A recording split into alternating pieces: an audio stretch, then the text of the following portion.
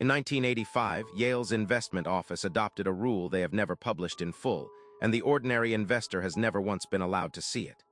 In the 40 years since that single rule turned $1 billion into $41 billion. Not luck, not timing, the same rule.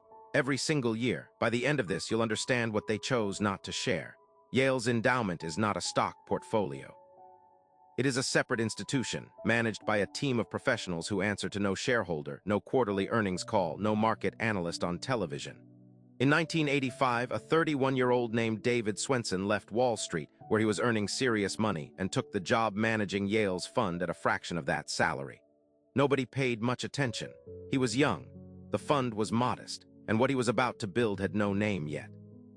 Within a decade, every major endowment in the country was watching him. Harvard, Princeton, Stanford, MIT, not because he published a playbook, because the numbers were impossible to ignore. Here is what they do not put in textbooks. The standard advice, the advice every financial advisor gives to every ordinary person, is a diversified mix of stocks and bonds. 60% stocks, 40% bonds. Adjust as you age. That is the model. That is what you are told. Yale's endowment holds roughly 5% in domestic stocks, 5%, and around 4% in bonds.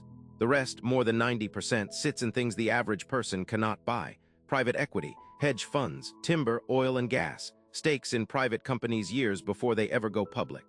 Asset classes with one thing in common: they are locked up for years, sometimes a decade or more, before you see a return.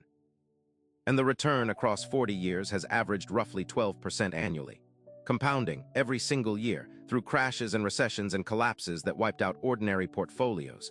The door was always right there, but it only opens from the inside. The official explanation is straightforward. Endowments can afford to be illiquid because they have decades and no urgent need for cash. You don't. That's the answer they give, but watch what happens when you actually pull it apart. The illiquidity argument assumes that only institutions can survive without touching their money for 10 or 15 years. Yet most personal retirement accounts sit untouched for 20, 30, 40 years. The average American doesn't touch their 401k for decades. By the endowment's own logic, that should qualify. The access is the problem, not the timeline. The investment vehicles are closed to most people. Minimum commitments run into the millions. And you are legally categorized in a way that keeps certain doors permanently shut. Here is the number nobody reads out loud. In 1990, Harvard's endowment held around $4 billion. By 2024, it holds close to $50 billion. Princeton grew from roughly $2 billion to $37 billion in the same window. These are not hedge funds chasing quarterly wins. These are pools of money that grow slowly, quietly, and almost without exception, decade after decade. The mechanism is called the endowment model, sometimes the Yale model. But here is what it actually does beneath the academic language. It captures what is known as the illiquidity premium. When you lock capital into an investment that no one can touch for years, that investment pays you extra for the patience.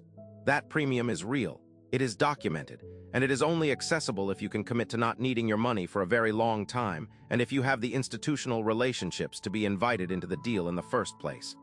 Swensen himself wrote about this. He published a book. He gave lectures at conferences.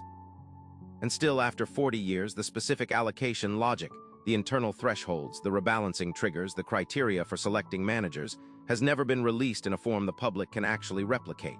His book is called Pioneering Portfolio Management. A retail investor who reads it will finish with a clear picture of what the strategy does, and no path to doing it themselves. Consider who benefits from that gap.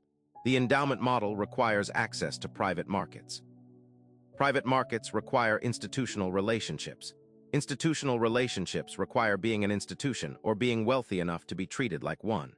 Accredited investor status in the United States begins at $1 million in net worth, not counting your primary home. That threshold has not meaningfully changed since 1982.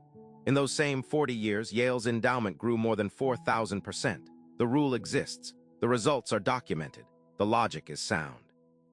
And the barrier to entry has remained exactly where it was set, just high enough to keep the strategy out of reach for the overwhelming majority of people who might benefit from knowing it. Swensen died in 2021.